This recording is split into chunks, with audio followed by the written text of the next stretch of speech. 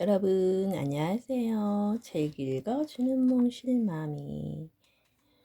한 3주 됐나요? 2주 됐나요? 너무 늦게 여러분들을 만나러 왔나 봐요. 잊어볼만 하면 찾아온다는 그런 희소식도 있잖아요. 무소식이 희소식이라고. 여러분들은 어떻게 잘 지내시고 계신가요?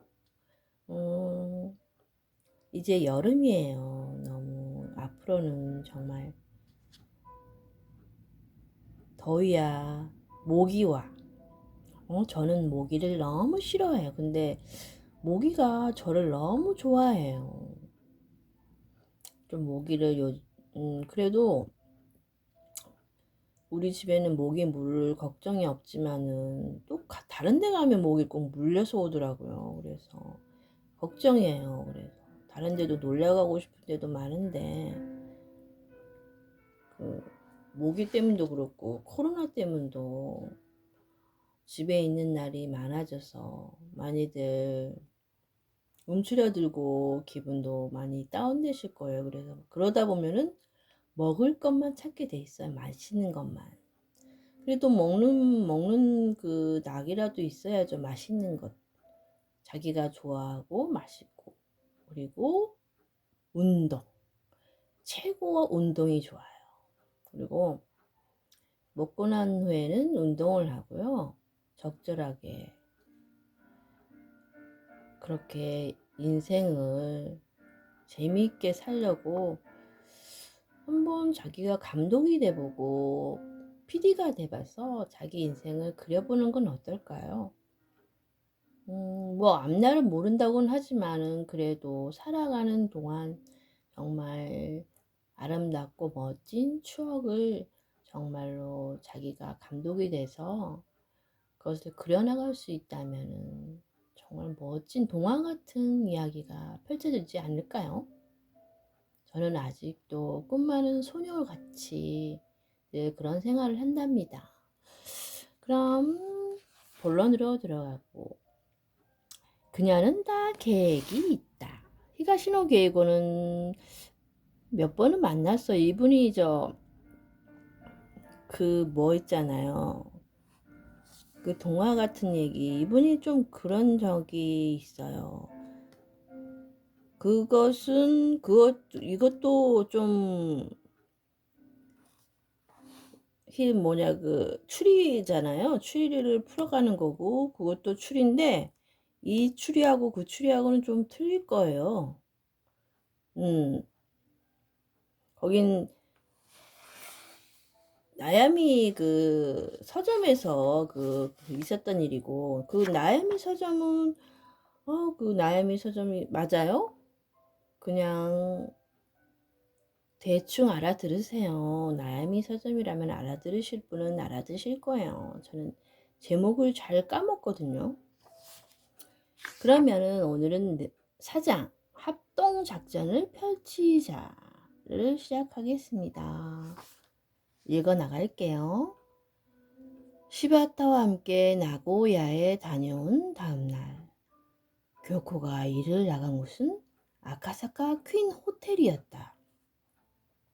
지난번에 사건이 일어난 긴자 퀸 호텔과 같은 계열의 호텔이다. 그날 밤이 파티는 모 슈퍼마켓 회장이 회감년이라는 말만 들어도 별로 재미가 없을 듯한 연회였다. 주최자 측에서 당부한 사항인데 사장 주인은 연회 내내 컴퍼니언 여러 명이 맡아달라고 합니다. 교코 일행이 대기실에서 기다리고 있으려니 항상 하던 대로 영업실장 요네자와 안경을 번뜩이며 말했다. 그 다음은 상석 테이블부터 순서대로 한 명씩 맡도록 하세요. 말석 쪽은 몇 군데가 비겠지만 그쪽은 평사원이나 기껏해야 계장급이니까 컴패니언 서빙은 없어도 됩니다. 잔이 비어도 맥주를 따라줄 필요도 없고요. 그리고 젊은 사원 중에 자꾸 말을 거는 자들이 있을 경우에는 즉각 요코 팀장에게 얘기하세요. 자, 그럼 오늘도 열심히 뛰어봅시다. 해감년이 참석자는 200명 정도였다. 그런데 컴패니언은 20명만 불렀다. 게다가 여러 명이 불도그 같은 얼굴이 사장 옆에 붙어 있어야 한다면 결국 남은 컴패니언 10여 명이 다른 참석자 전부를 상대해야 한다. 게다가 대부분 40 넘은 중년 남자들이다. 개 중에는 노골적으로 흑심을 드러내며 집적거리는 자도 있었다. 하지만 그런 경우에도 우는 얼굴로 능숙하게 받아 넘기지 않으면 안 된다. 이따금 젊은 사원이 컴패니언이 있는 자리까지 다가오기도 했다. 대부분 별것도 아닌 일을 물어보러 왔다. 그들은 한눈에도 핸섬한 남자가 많았다. 아마도 자신이 있는 것이라 자연스럽게 말을 섞다 보면 컴패니언 쪽에서도 관심을 가질 게 틀림없다고 생각하는 모양이다. 젊은 사원과 대화한 후 뒤에는 반드시라고 해도 좋을 만큼 요코 팀장이 즉각 다가왔다. 그리고 뭔가 집적거리지 않았는지 확인했다.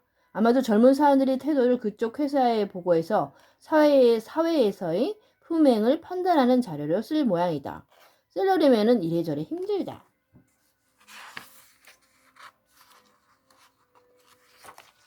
눈에 띄게 찝쩍거리는 일은 없었기 때문에 교코는 요코 팀장에게도 그렇게 보고했다. 설령 집적거렸다 해도 그런 고자질 같은 짓은 하고 싶지 않았다. 애초에 교코는 쥐꼬리만한 월급이 셀러리맨 쪽에는 관심도 없었다. 적당히 따돌리며 넘어갔다. 지금 그녀의 마음속을 차지하고 있는 사람은 다카미 춘슈케뿐이다. 하지만 이라고 교코는 접시에 요리를 담던 손을 멈추며 생각했다. 과연 다카미 춘슈케는 에리가 사망한 사건과 아무 관계도 없을까? 그녀의 머릿속에는 어제 나고야에서 들은 이야기가 되살아났다. 마키무라 에리는 3년 전까지 나고야에서 살았고 이세 고이치라는 화가 연인이 있었다. 그런데 그 이세는 살인을 저지르고 자살해버렸다는 얘기였다. 에리가 돕게 올라온 곳은 그 직후였다. 주위에서는 사건의 충격에서 다시 일어서기 위한 결단이라고 생각했다.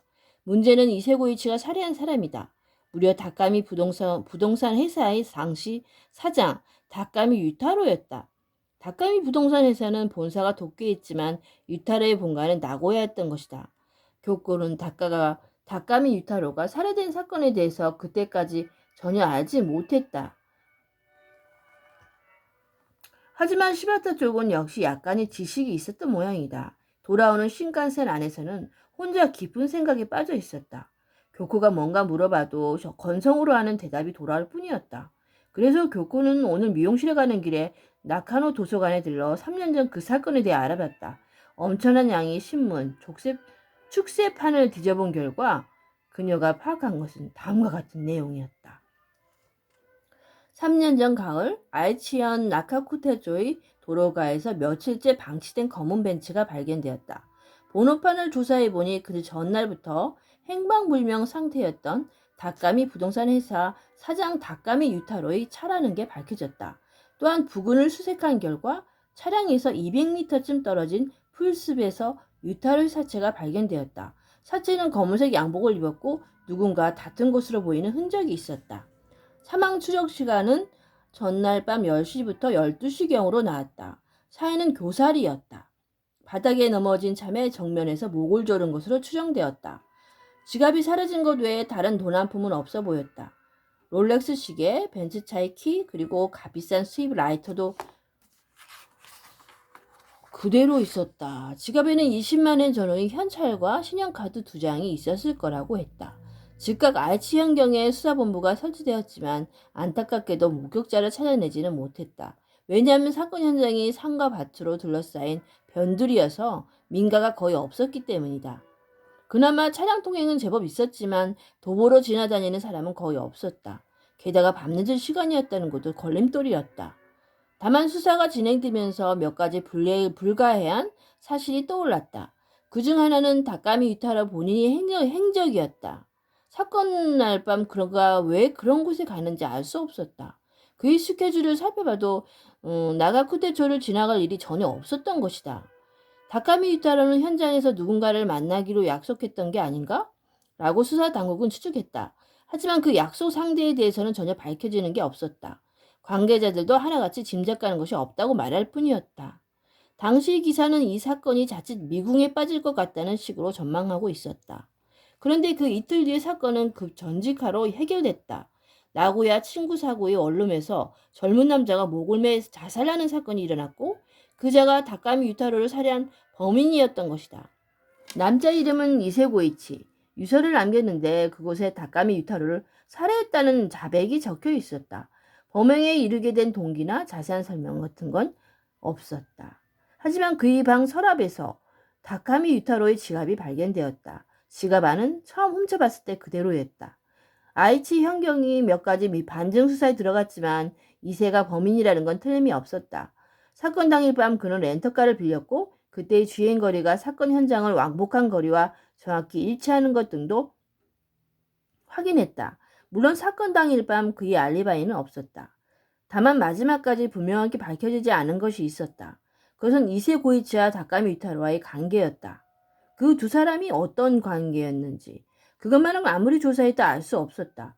결국 경제적으로 궁핍했던 이세가 렌터카를 빌려 강도질을 하기로 마음먹었고 우연히 다카미 유타로가 그 피해자로 걸려든 게 아니냐는 것으로 결론이 났다. 하지만 석연치 않은 결말이라는 건 말한 것도 없었다. 왜 멍하니 서 있어? 누군가 귀 옆에서 낮게 나무라는 바람에 교코는 흠칫 정신을 차렸다. 돌아보니 요코 팀장이 무서운 얼굴로 노려보고 있었다. 뭐 하는 거야? 똑바로 가서 일해야지. 교코는 목을 움츠렸다. 죄송해요. 잠깐 딴 생각을 하느라. 교코는 급히 손님을 몰린 테이블로 향했다. 이런 때는 잽싸게 달아나는 게 좋다. 하지만 교코는 손님이 잔에 맥주를 따르다가 다시금 생각에 빠져들었다. 그만큼 이번 일이 그녀의 머릿속에서 떠나지 않았다. 문제는 우연이냐 아니냐는 것이다. 에리슌과 다카미 슌슈케와의 관련성을 교코는 걱정하고 있었다. 에리 옛 연인은 다카미 유타로를 살해한 범인이고 슌슈케는 그 다카미 부동산 회사의 전무다. 성씨가 똑같은 걸 보면 아마도 한 집안일 것이다.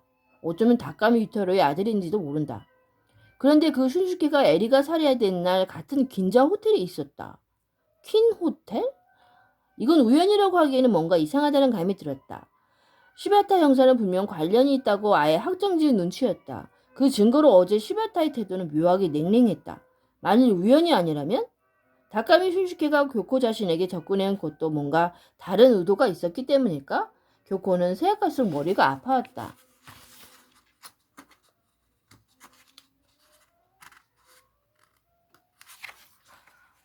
다카미 부동회사의 본사 빌딩은 긴자 고초매에 자리 잡고 있었다. 교코가 해감년에서 일하고 있던 무렵 시바타는 다카미 슌슈케를 만나기 위해 그 빌딩이 맞은편 카페에서 그를 기다리고 있었다. 사전 약속은 오전 중에 잡았다. 바쁜 모임 5일 테니 회사 음적실에서 단 10분이라도 만날 수 있으면 다행이라고 미리 각오를 했는데 저녁 시간이라도 괜찮다면 좀 더 오래 대화가 가능하다고 오히려 다카미 쪽에서 제안을 해왔다. 의외였다. 30대 나이의 부동산 회사 전무라고? 밤하늘에 우뚝 솟은 다카미 빌딩을 올려다보며 시바타는 기운 빠진 한숨을 내쉬었다. 슈슈케는 다카미 부동산 회사의 현재 사장 다카미 야스씨의 아들이다. 그리고 야스씨는 사망한 다카미 유타로의 친동생이다. 운 좋게 태어난 금수저라고 생각하면 그뿐이지만 슈슈케의 학력이나 지금까지 실적을 대충 훑어본 바로는 본인이 자질도 지기에 적합할 만큼 엘리트인 것 같았다. 교코씨가 하늘에 반해버릴만 하네. 새침한 고양이 같은 오다 교코의 표정이 생각났다. 어제 나고야에서 돌아온 신칸센 안에서도 그녀는 다카미 슌슈케와 이번 사건의 관련성을 몹시 신경쓰는 기색이었다. 마키무라 에리가 다카미 유타로를 살해한 남자와 사귀는 사이였다니 당연히 신경이 쓰일 만도 하다. 시바타 역시 그런 것이다. 그렇기 때문에 당장 오늘 밤 이렇게 다카미 슌슈케를 만나러 왔다. 하지만 시바타의 보고에 대한 상사의 반응은 기대했던 만큼은 아니었다. 우선 휴가를 이용해 멋대로 단독 수사에 나선 것에 잔소리를 늘어놓았다. 그런 일은 먼저 상사와 상의를 하는 것이 규칙이다. 수사는 팀플레이다. 등등 미리 상의했다면 그만 손을 떼라고 했을 거 아닙니까? 라는 말을 꿀꺽 삼키고 입 밖에 내지 않았다. 에리의 옛 연인인 다카미 유타를 살해한 이세 고이치였다는 얘기에도 팀장은 처음에는 별반 관심이 없는 눈치였다. 이봐, 그건 그냥 우연히 그렇게 된 거겠지. 요즘 다카미 부동산 회사가 엄청 잘 나가고 있잖아. 여기저기서 공격적으로 사업을 펴주고 있어. 그 보석점 감사 파티에 다카미 전무가 참석한 건 하나도 이상할 게 없단 말이야. 무엇보다 이 사건은 어떻게 보건 자살이야. 자살로 대략 결론이 났다고. 하지만 시바타는 버텼다. 어쨌든 일단 다카미 슌슈케를 조사해보고 싶다. 좀 더 조사해본 뒤에 아무것도 걸리는 게 없으면 그때는 포기하겠다라고 말했다. 아유, 참내 못 말리겠네. 팀장은 떨떠름한 얼굴이었다. 응원팀은 못 붙여주니까 그런 줄 알아. 그리고 지나치게 캐고 들다가 고소당하지 않도록 조심해. 네, 잘 알겠습니다. 라고 시바타는 힘차게 대답하고 나온 길이다. 7시 정각에 다크그린이 정장을 입은 남자가 나타났다. 카페 안을 들러보다가 시바타의 옷에 시선이 멈추면서 긴장한 표정으로 다가왔다. 시바타의 상의는 갈색 헤링본 본니트 재킷이다. 이 옷으로 알아보기로 약속한 것이다. 자기소개를 하는 동안 서빙 직원이 다가오자 다카미는 카푸치노를 주문했다. 시바타는 코코아를 리필하기로 했다. 왜 나를 찾아오셨는지 모르겠군요. 신문에는 자살인 것으로 나와 있었던데요. 탐색하는 눈빛으로 다카미가 말했다. 컴패니언이 사망한 사건에 대해 물어본 것이 있다고 전화로 미리 얘기했었기 때문이다. 별거 아니고요. 그냥 확인하는 정도예요. 아, 물론 자살이야라는 건 변함이 없습니다. 현재로서는. 현재로서는? 다카미가 의아한 얼굴을 했지만 그 말은 무시하고 시바타는 곧장 질문에 들어갔다. 보석점 하나의 감사 파티 참석하신 게 이번이 몇 번째였죠? 3번째였어요. 다카미가 대답했다. 처음 참석한 건 작년 봄이었죠? 2번째는 가을이었고 그리고 그 다음이 이번 파티였어요. 그렇군요. 하나와야와는 업무상 관계가 있습니까? 네, 하나야 요코하마 지점을 낼 때 우리 회사에서 그 일을 주선했어요. 그 이후부터죠. 카푸치노와 코코아가 나와서 잠시 대화가 끊겼다. 자살한 캠페인의 말인데요. 코코아를 한 모금 마시고 시바타는 얼굴을 들었다. 파티 때 그 여자와 뭔가 대화를 나누셨던가요? 아니요. 마찬가지로 카푸치노 잔에서 얼굴을 들고 다카미는 짧게 고개를 저었다. 그건 사실일 거라고 시바타는 판단했다. 그와 마키무라 에리가 접한 적이 없다는 건 교코를 통해서도 이미 이 얘기를 들었다. 그 파티에서 교코는 줄곧 다카미 쪽을 유심히 지켜본 것이다. 이번에는 내가 질문을 좀 해도 되겠습니까? 다카미 쪽에서 물었다. 시바타는 말없이 고개를 끄덕였다. 왜 나를 만나러 오셨죠? 관계자라고 해도 나는 단순히 그 파티에 참석한 것뿐이라서 관계성이 아주 희박한데요. 약간 비꼬는 뉘앙스를 담아 그가 말했다. 하지만 화가 났다고 할 정도는 아니었다. 좋아, 탐색을 시작해보자라고 시바타는 마음먹었다. 마키무라 에리씨가 자살한 동기를 조사 중인데요. 실은 아주 묘한 사실을 알게 됐거든요. 에리씨의 연인이 다름 아닌 이세고이치였어요. 아시죠? 이세고이치란 사람. 글쎄요. 다카미는 고개를 비스듬히 기울였다. 가수인가? 아니면 탤런트? 연기를 하고 있다. 라고 시바타는 짐작했다. 알면서도 시치미를 떼는 것이다. 잊으셨습니까? 이세고이치? 다카미 유타로 씨를 살해한 범인인데요. 그제야 다카미는 깜짝 놀란 듯 입을 해벌리고 크게 2~3번 고개를 위아래로 움직였다. 그자였어요? 네, 기억하죠. 그렇군, 이세라는 이름이었어. 그런데 이번에 사망한 여자가 그자와 연인이 사이였다고요? 예전 일이지만 연인 사이였어요. 그래서 보석점 파티에서 에리 씨가 당신에게 접근하려고 했을지도 모른다고 짐작했는데 실제로 그런 일은 없었던 거군요. 네, 없었습니다. 딱 잘라 대답하고 다카미는 혼잣말처럼 중얼을 했다. 그렇구나. 그 여자가 이거 참 특이한 우연이네. 그 윤곽 짙은 얼굴이 팽팽히 당겨졌다. 아닌 게 아니라 나보다 몇 배는 괜찮은 남자라구나고 시바타는 교코의 마음이 조금쯤 이해가 되었다.